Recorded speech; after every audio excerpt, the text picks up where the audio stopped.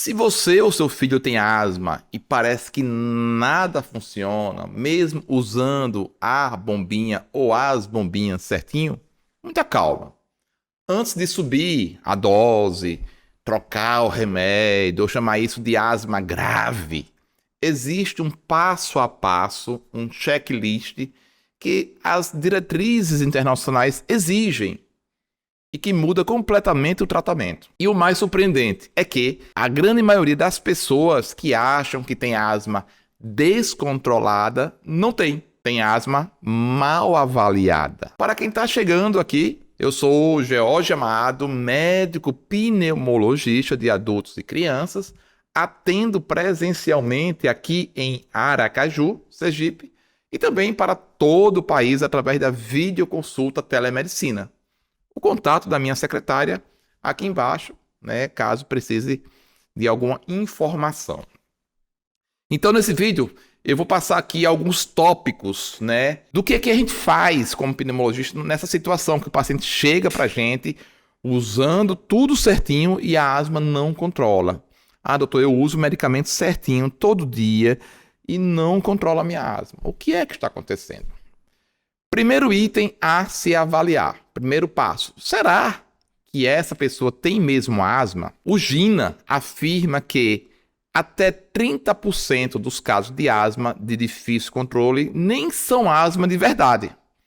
Por isso, antes de tudo, a gente tem que confirmar realmente o diagnóstico. Será que realmente é asma? E aí a gente tem que rever os sintomas clássicos, a variabilidade, alergias, fatores desencadeantes e revisar os exames. Espirometria completa, pré e pós-bronquilatador. Em alguns casos, fazer o pico de fluxo respiratório em casa com aparelhinho, para a gente ver a variabilidade dos valores. Pedir o teste do feno, dosagem de IgE, dos eosinófilos no sangue, né? E às vezes até teste de broncoprovocação ou uma prova de função pulmonar avançada. Ou seja, primeiro passo é ver se realmente esse diagnóstico de asma existe mesmo. Segundo passo, esse erro é o campeão, a técnica inalatória. Esse é disparado mais comum. Estudos mostram que até 80% das pessoas usam a bombinha de forma errada, né? A bombinha de forma errada. Eu sempre peço, né? Geralmente eu peço presencialmente, ou então peço para ele mandar um vídeo usando a bombinha para eu ver como é que está a técnica. Porque a técnica inalatória é fundamental para que ele consiga absorver adequadamente o medicamento. Não adianta estar usando um tratamento caríssimo, medicamentos muito bom, e não está conseguindo colocar o medicamento na via aérea inferior. Então aí eu observo o selamento dos lábios, a velocidade da inspiração, se está usando certinho o espaçador, aquela pausa respiratória após inspirar, a limpeza, a higiene da boca após o uso de medicamento com corticoide inalatório. Metade das vezes o problema está aí. Você já ajusta a técnica inalatória e a asma melhora. Então, vamos lá. Primeiro, ver se realmente é asma. Segundo, verificar a técnica inalatória. Terceiro, verificar a adesão. É a causa número 1 da asma de difícil controle. A segunda causa que mais descontrola a asma é não usar o medicamento todos os dias.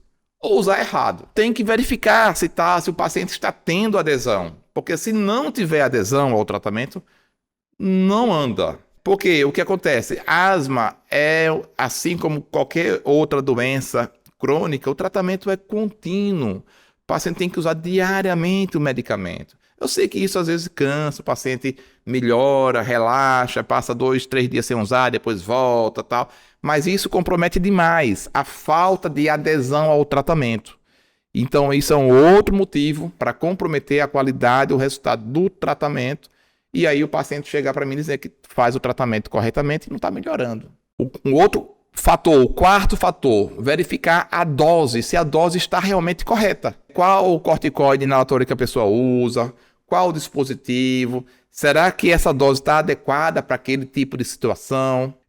Será que na hora de usar o resgate está usando corretamente? Né? Porque às vezes o paciente acha que está usando a dose certa e está usando uma subdose. Ou, como já falei, não está inalando adequadamente o medicamento. Então vamos lá, só revisando.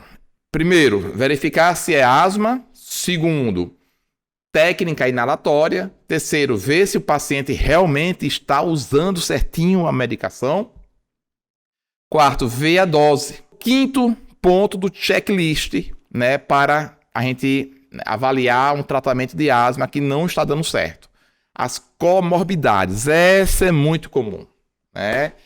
Pessoal, asma é muito comum ela vir com outras doenças associadas.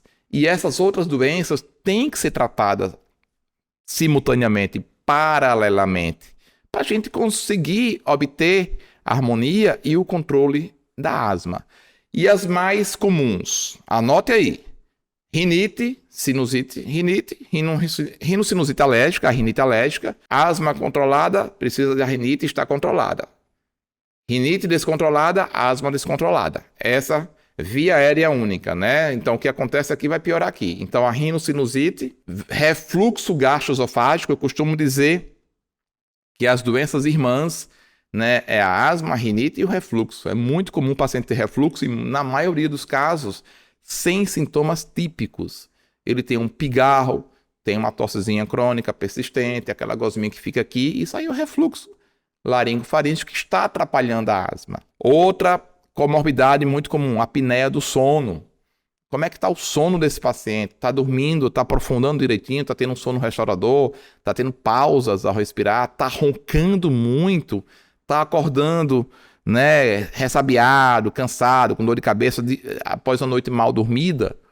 Então, a apneia do sono é uma patologia que é muito comum no asmático e tem que ser abordado também. Obesidade. Ver como é que está o peso do paciente. Outra coisa, disfunção de corda vocal. Não é tão comum, mas pode acontecer também. Outra situação, transtorno de ansiedade e a síndrome hiperventilatória, né, que faz piorar o sintoma da asma.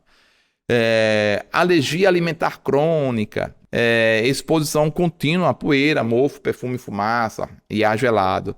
Ou seja, você vê que tem várias coisas, várias doenças, várias morbidades, comorbidades que podem estar ali atrapalhando o devido controle da asma. E aí você só enchendo de medicamento e não está conseguindo resolver a asma porque tem uma situação de algumas dessas patologias que está ali precisando controlar. Tá certo? Sexto item do checklist, os gatilhos ambientais. A casa e o ambiente podem estar descontrolando a asma mais do que qualquer virose. Isso é muito importante e muita gente esquece. Asma é uma doença inflamatória e geralmente de caráter alérgico.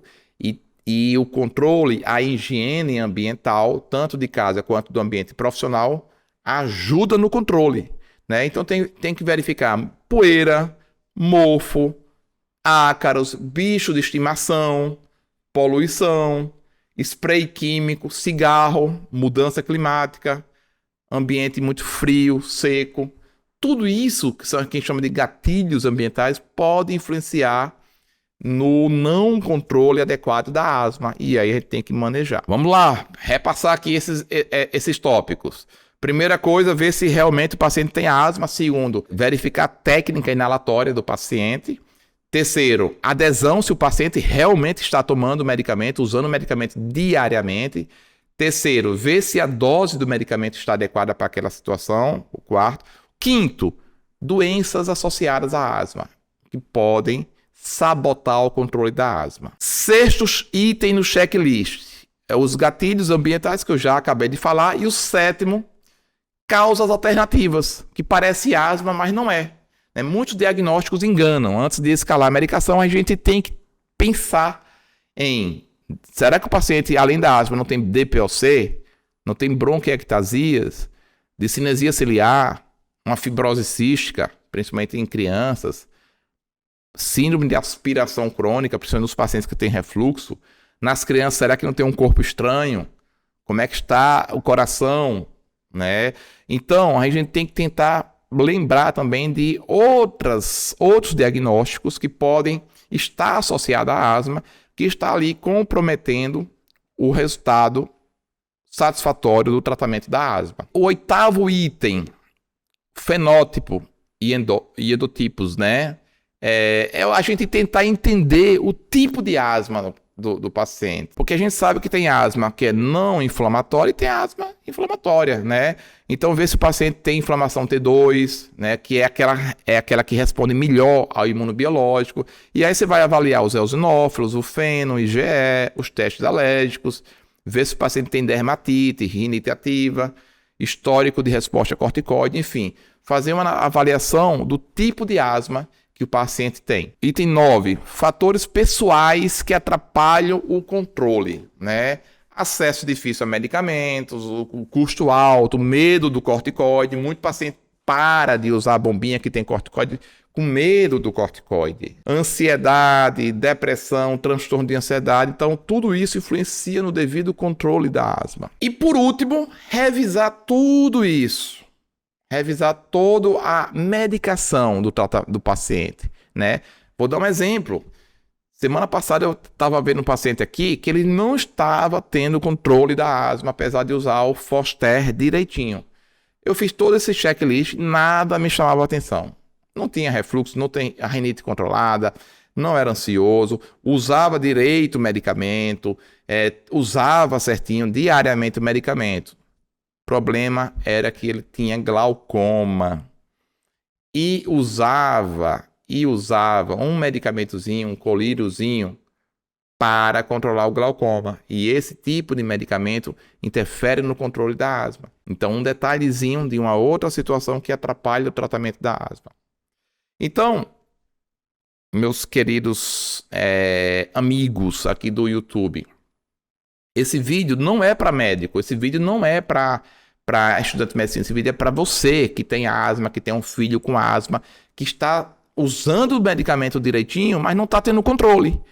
Para você, quando procurar o pneumologista, ter uma ideia do que é que ele vai fazer, porque ele tem que fazer todo esse checklist para ver por que sua asma ou a asma do seu pequeno não está melhorando. Não é só chegar e trocar o medicamento ou aumentar a dose. Porque às vezes tem outra situação ali que está acontecendo que mudando o medicamento não vai mudar em nada. Né? Aumentando a dose, mudando o medicamento, enfim. Então o GINA, é claro, antes de chamar de asma grave, aquela asma que não está controlando, todos esses pontos que eu falei aqui precisam ser revisados. Quando ajustamos técnica, adesão, né, doenças que estão associadas, ambiente, a grande maioria dos pacientes melhora. E não é classificado como asma grave. Muitos de asma grave não são asma grave. Muitos pacientes com diagnóstico de asma grave não têm asma grave. Tem asma mal controlada. Tem asma de difícil controle que precisa trabalhar esses fatores. Asma grave mesmo, verdadeira, é minoria. Asma mal avaliada, mal conduzida, é a grande maioria dos pacientes. Entendido? Então, se esse vídeo ajudou você, comenta aqui, compartilha, né? Envia para quem luta contra a asma, quem luta para controlar a asma. Isso pode mudar, esse vídeo pode mudar a vida de muita gente, né? Que está aí aumentando dose de medicamento e não está conseguindo controlar a asma. Não se esqueça de se inscrever aqui no Instagram, de ativar as notificações. Geralmente, uma vez por semana, 2 vezes, a gente lança aqui um vídeo sobre doenças do aparelho respiratório. E não se esqueça de me acompanhar lá no Instagram, né? Lá também, diariamente, a gente comenta, a gente conversa sobre as doenças do aparelho respiratório. Até o nosso próximo vídeo.